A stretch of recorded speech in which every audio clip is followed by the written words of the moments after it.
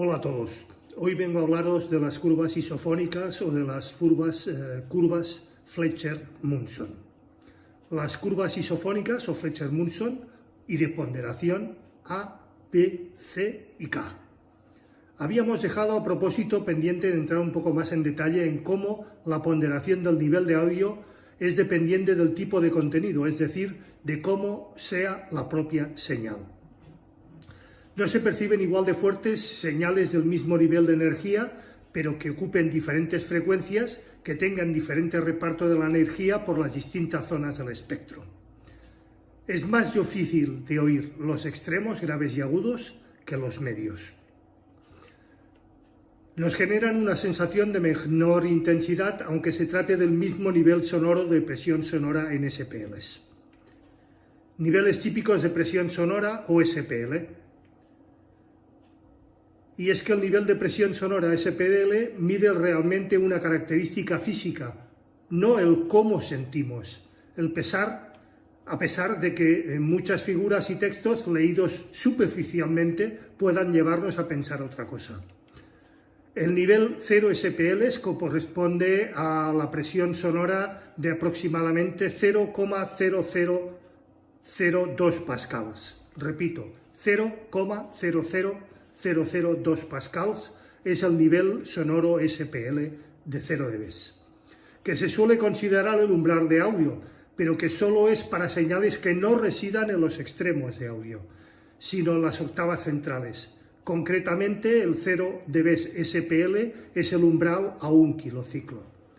De forma parecida, el nivel de 120 dB SPL suele considerarse el umbral de dolor, pero de nuevo a 1 kilociclo, no los extremos de la banda de frecuencias. Los muchísimos gráficos y tablas que asocian a nivel SPL en algún evento sonoro de la vida cotidiana contribuyen a extender ese mito de que el SPL se mide de una forma muy paralela a cómo oímos, y eso no es así. Mide en el fondo la presión sonora en el aire, no muestra la forma de sentir esa presión. Este carácter solo aproximado no resta utilidad a que tengamos en la memoria alguna correspondencia con este tipo de valores SPL, aunque sí relativa a su valor.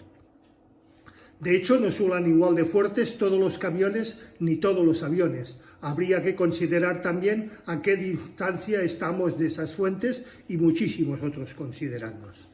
Está claro que esos gráficos son referencia meramente ilustrativa. Además, y eso es lo que nos vamos a ocupar hoy, como función de la propia estructura de la señal se afecta a nivel percibido. Enmascaramiento temporal, viva la novedad. Por empezar con algo que no está en el título de hoy, un ejemplo claro de la dependencia de la escucha con la propia señal son los fenómenos de enmascaramiento temporal. Algo verdaderamente importante. Lo que escuchamos viene influenciado por lo que hemos escuchado inmediatamente antes. Fenómenos que por otra parte son comunes al resto de los sentidos, al oído, al olfato, al tacto, a la vista. El mal olor, por ejemplo, de una cloaca lo es menos si llevamos en ese ambiente unos minutos, no acomodándonos a lo que nos ofrece el entorno y pierde protagonismo en nuestra percepción para dejar un hueco a recibir nuevos estímulos que quizá apunten a la llegada de algún nuevo peligro. De forma parecida, un sonido estático que se mantiene a lo largo del tiempo puede ser molesto, pero muchas veces acaba pudiendo ser obviado por nuestro sentido. Un ruido estático es menos notorio que un ruido variante que está constantemente reclamando atención sobre su evolución, hasta el punto de aparentar un nivel menor. Y no es igual de molesto ese sonido estático si se trata de un ruido blanco, muchas veces admisible al menos a bajo nivel, o si es una interferencia tonal o una señal cíclica, bastante incordiante, aunque haya presencia de otras señales mucho más fuertes. Pero como fenómenos de enmascaramiento también nos podemos referir a otros que actúan en sentido contrario, que en lugar de apoyar lo novedoso, parecen dispuestos a tapar la novedad. Por ejemplo, la presencia de un sonido fuerte puede parecer menos audible que los sonidos débiles que vienen inmediatamente detrás, siempre y cuando no sean sonidos muy diferentes, sino que ofrezcan una configuración espectral parecida, una forma de onda, novedad denominada por su apreciación o por su percepción. Una de las razones es que la forma de poder de atender nuestro oído al enorme rango de unos 120 dB aproximadamente, que separa los oídos más débiles de los más fuertes, pasa por contar con mecanismos que endurecen la audición ante grandes presiones. La cadena de huesecillos de nuestros oídos en un ambiente sonoro tranquilo está relajada y es muy sensible, y en cierta manera previene con la llegada de niveles fuertes y dificulta la transición para protegerse. En una escala de tiempo mayor, también cuando pasamos un largo rato en un ambiente de fuerte presión sonora, como en una actuación de rock o en una discoteca, la capacidad de escuchar se queda trastornada y tarda en recuperarse a su sensibilidad normal. Pero en esos factores de enmascaramiento, especialmente cuando se trata de escalas temporales cortas, hay mucha intervención también de cómo el cerebro interpreta los estímulos que el oído le envía. Por ejemplo, un sonido fuerte tras un débil puede parecer más corto que el primero, pero hay un sinfín de ilusiones sonoras, como veremos en otros posts, que este tipo nos habla del papel esencial en la parte interpretativa cerebral en nuestra audición. Más allá de juegos de laboratorio con señales muy típicas que provocan esas ilusiones sonoras, lo más normal es que un enmascaramiento suceda de forma que lo pasado puede enmascarar lo futuro y que solo en mucho menor medida al revés. Es decir, lo futuro puede enmascarar a lo pasado. Por ejemplo, estamos acostumbrados a oír sonidos en entornos que reverberan en mucha menor o menor medida, por tanto que las colas en las que el sonido se amortigua a la par que produce un rango separado y que no nos llamará la atención. Pero cuando el fenómeno tipo preeco resulta ser una comparación muy llamativa capaz de alterar el carácter y la nitidez de la señal, mucho más allá que un post-eco. Lo mencionado ahora porque más adelante tendremos ocasión de ver que hay un sistema que al tratar señales acaban generando alguna onda o alguna dosis de preeco. No ahondaremos más sobre estas cuestiones de enmascaramiento temporal, porque nuestro interés principal hoy está en presentar cómo percibimos la sonoridad en función de la frecuencia, algo estudiado hace ya larguísimo tiempo por Fletcher y Munson. Curvas isofónicas de Fletcher-Munson. Fletcher y Munson estudiaron estadísticamente cómo oímos a diferentes frecuencias a base de anotar las respuestas de un amplio grupo de personas ante señales de pruebas. Es muy difícil apreciar que oír dos tonos diferentes con el mismo nivel SPL, como por ejemplo 200 y 1600 Hz. Produce una sensación de un nivel percibido muy diferente. Mucho mayor es el nivel de 1600 Hz que los de 100. Tuvieron la idea de crear una gráfica de igual sonoridad, curvas isofónicas, para diferentes niveles, desde muy cercanos al umbral de audición a otros ya realmente fuertes. Cada curva representa el nivel de presión sonora SPL que hay que producir a cada frecuencia para conseguir la misma sensación que la que se tiene en un determinado nivel a 1000 Ks, o a 100 Ks, a 1000 Ks, Tomando como referencia el recorrido de los umbrales de audición y de dolor a 1 K, es decir, de 0 a 120 dB SPL, crearon unas curvas de cada sonoridad a igual o a un tono superior a 1 kHz a niveles de 0, 10, 20, 30, etc. dB SPL. Las curvas provienen de promediar la respuesta del test a un amplio grupo de personas, no a una sola persona, sino a un grupo muy amplio de personas. Promediaron y crearon esas curvas isofónicas de niveles a cada frecuencia y a cada nivel SPL. Las curvas de Fletcher-Munson son un clásico y aunque estudios más recientes revelan algunas pequeñas diferencias, las tendencias que marcan siguen siendo válidas. Así que centrémonos en entender qué información útil nos proporcionan estas. Algunas conclusiones a partir de las curvas isofónicas. Desde 1500 hasta 6000 aproximadamente tenemos mayor sensibilidad con referencia a 3000 Hz como fuente de frecuencia más sensible. Salvando esa zona, siempre es un poco más sensible por debajo de los 600 Hz y por encima de los 6000 Hz. Tenemos cada vez más dificultad en oír o en escuchar. Tenemos menor sensibilidad. En la parte más alta, más allá de los 6000 Hz, se trata principalmente de un escalón, con unos más o menos 10 dB de sensibilidad a partir de los 1000 Hz y acompañado del efecto de separación progresiva en la escucha de los muy agudos, es decir, a partir de los 15.000 Hz en adelante y con una severa caída. Pero globalmente el recorrido dinámico, salvo en las altísimas frecuencias que ya se pierden, apenas se ha reducido, siendo de unos 110 dB en lugar de 120 dB. En la parte baja de frecuencias tenemos efectos mucho más severos, con una compresión progresiva en el rango que llega a ser de solo 60 dB, la mitad de lo que hemos considerado el umbral de dolor, que son 120 dB a 1000 Hz o a 1 kHz. Esa compresión del rango dinámico de los graves se produce sin apenas variar el nivel de dolor. Todo se concentra en una pérdida de capacidad de escuchar que eleva los umbrales de audición a esas frecuencias y compacta todas las curvas, acercándonos, habiendo por tanto que en esas frecuencias graves los saltos de potencia necesarios para incrementar la presencia de sonido serán menores de lo que cabría esperar. Hablo de los saltos porque los niveles absolutos siempre son mucho mayores.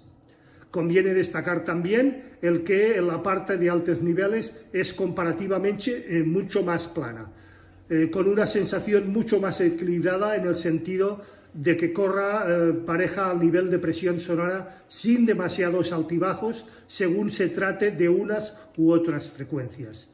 Podéis pensar en cómo representa estas observaciones en conclusiones útiles. Estas curvas son las que están, por ejemplo, detrás de los circuitos loudness en muchos de nuestros sistemas de alta fidelidad y high-end.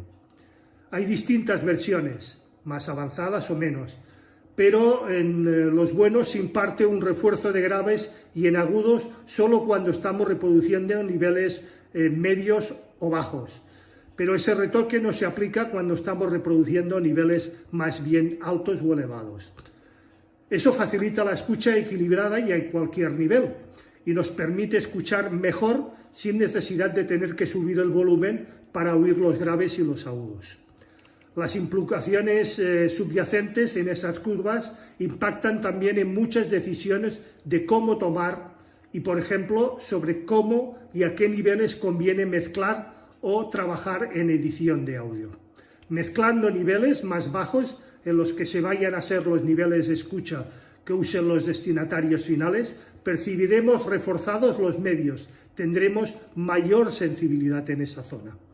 Y eso podría significar, si no lo tenemos en cuenta, que una mezcla aparente equilibrada y bien sonante a nuestro nivel de escucha durante la mezcla suena, para lo que lo escuchen a niveles mayores, desequilibradas y con una significativa carencia de medios. No creo que nadie, tampoco yo, es consciente de usar esos casos lowness a lo que antes se refería porque es una escucha más que engañosa. Es preferible oír mal, pero con defectos conocidos, como loudness, las más raras veces en terreno de magia o de una magia con el loudness un poco fiable o poco confiable. Como no sabemos a qué nivel se va a escuchar por el destinatario final, a veces sí se trata de cines, discotecas o instalaciones audiovisuales, etc. Tiene ese problema y es realmente de difícil solución. compensar esas curvas es realmente complicado. Incluso si supiéramos a qué nivel se va a oír en esas producciones, seguramente no desearíamos pasar horas y horas trabajando con niveles altos y con niveles que se estiman hoy en día correctos para cines, clubs o incluso para particulares con ficheros digitales o auriculares con DACs, etc. De ahí la importancia de aprender a escuchar a distintos niveles durante una producción o durante una reproducción. Personalmente me gusta ser respetuoso con nuestros oídos y no trabajar a niveles fuertes, tendiendo a escuchas a niveles más bien bajos, sobre los 50-60 dB. Una persona entrenada puede aprender esas diferencias y le bastará escuchar solo ocasionalmente niveles medios altos para quedarse con la huella en su memoria de cómo suenan esas cosas, huella que le permite seguir trabajando a esos niveles menores, siendo qué tipo de compensaciones tiene que ir realizando durante esa mezcla y esa corrección. Además, es una sana costumbre esa de refrescar el oído con cambios para que no se acomode a oír siempre de la misma manera y del mismo modo y se mantenga más bien atentos de cómo hay que escuchar. Cambiar nuestros niveles de audición es más que sano y más que reconfortante y nos ayuda a educar nuestro oído. Esa es la razón por la que de vez en cuando, durante una sesión de trabajo, debemos escuchar otras cosas, grabaciones en ese mismo tipo, estilo o producto, para tener referencia de cómo sonará el resultado final. O incluso escuchar de sonidos que nada tengan que ver con eso que estamos haciendo, para realizar una limpieza mental, una limpieza en nuestro sistema auditivo y regular el oído. Pero eso es también beneficioso, realizar cambios de nivel en la escucha de material que estamos escuchando, insisto. Pero sobre todo, lo que debéis de recordar, las tendencias principales a las que están y apuntan estas curvas, las curvas isofónicas de Flecher-Musso, para estar prevenidos y saber cómo y de qué manera compensar cuando se necesite ese comportamiento auditivo inevitable. Pero las curvas de Flecher-Munson, creadas en la década nada más y nada menos que de 1930, no son las únicas de este tipo que existen. Ha habido muchos otros test con sus propias conclusiones, como los de Robinson y Dodson, allí sobre los años 1950, que difieren bastante, pero que han sido posteriormente desaconsejadas. E incluso se han estandarizado como norma ISO diferentes versiones de las curvas isofónicas a lo largo del tiempo. La propia curva isofónica o curvas Flecher-Munson se redefinió allí sobre el año 2003.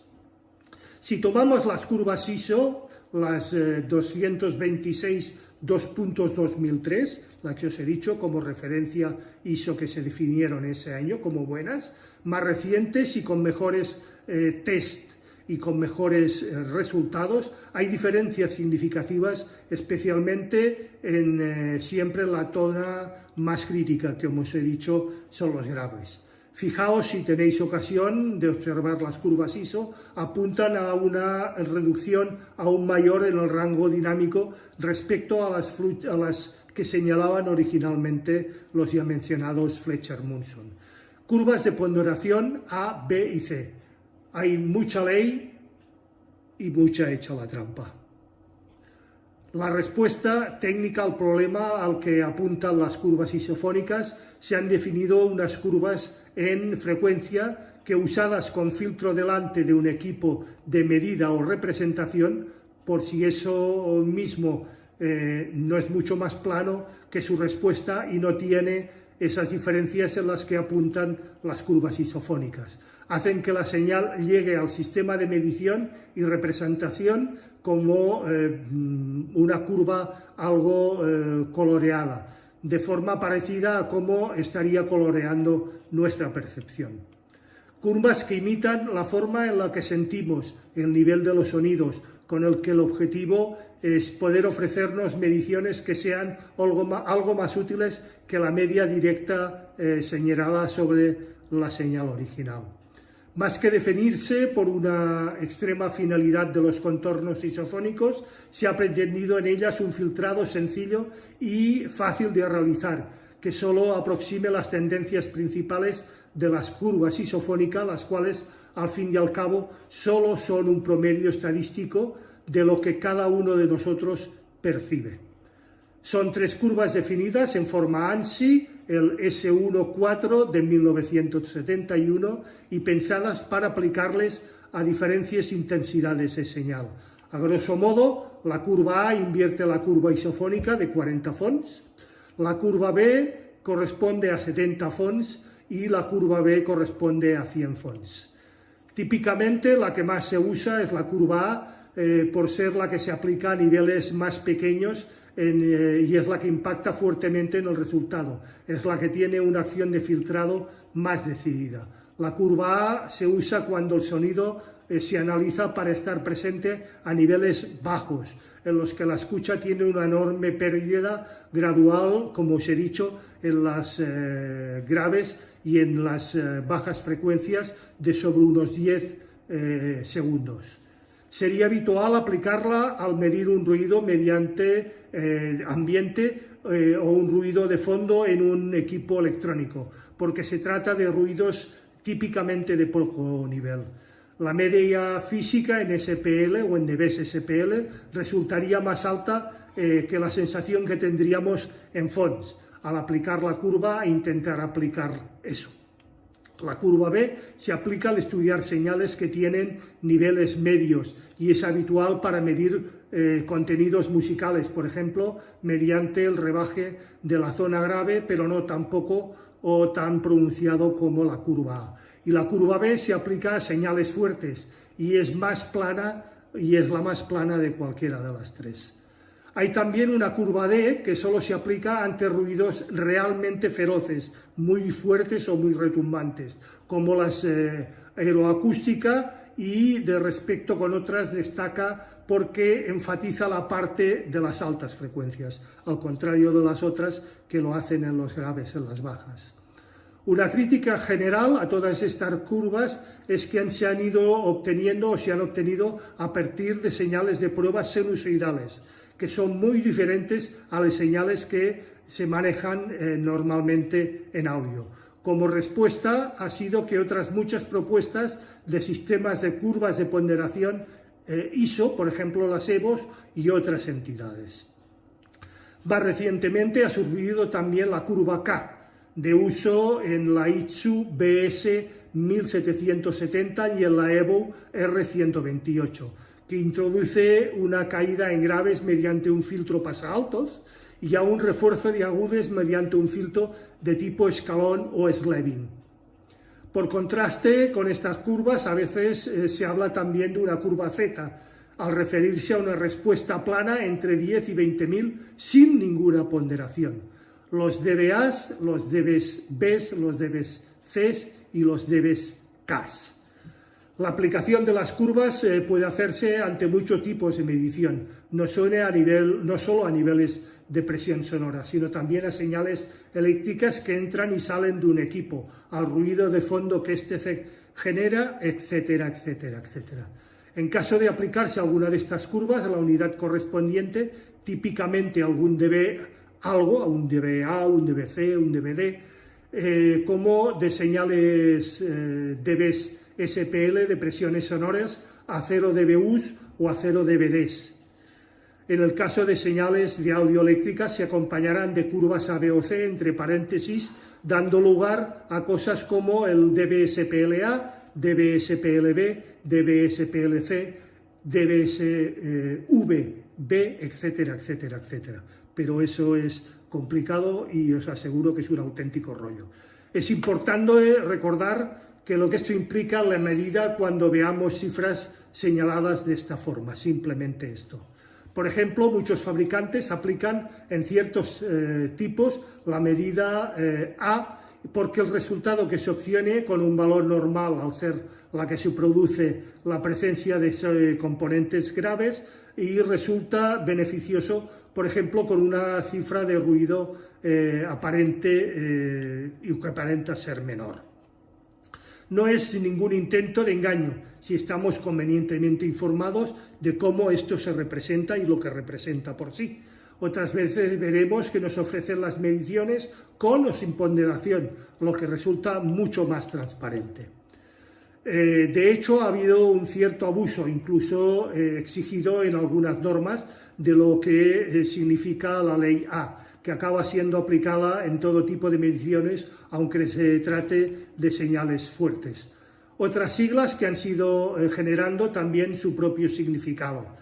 Así, por ejemplo, en digital podemos encontrar las LKFS, refiriéndose al Lunes Count Weight Full Scale. Esa escala de dBs definidas en la I2SBS de 1770 y en la EBU R128 denominada LUF, Lowness Units Full Scale. Espero con todo eso no haberos calentado la cabeza y mucho menos en esta época prefinal de año. Esto es todo por hoy. Recapacitemos de verdad en cómo escuchamos y de qué manera escuchamos y a qué niveles escuchamos. Eso, si vemos representadas las curvas Fletcher-Munson, nos darán muchísimas explicaciones a qué nos está pasando. No es lo mismo escuchar a bajo nivel que a medio nivel, que a alto nivel. Nuestra percepción y nuestra manera de escuchar es totalmente diferente. Quedo abierto, como siempre, a cualquier duda, aclaración, cuestión o sugerencia por vuestra parte, que como siempre será puntualmente respuesta. Recordad, si os ha gustado, dadle al like, por favor, ayudáis mucho al canal. Necesito esos likes. Suscribiros si no lo estáis ya. Acordaros de darle a la campanilla gris para que YouTube os avise de cualquier novedad en el canal. Gracias y nos vemos el próximo viernes una vez más con un nuevo capítulo de A las 8 estrenamos. Hasta entonces, y que tengáis un feliz fin de año y un feliz año nuevo. Gracias a todos.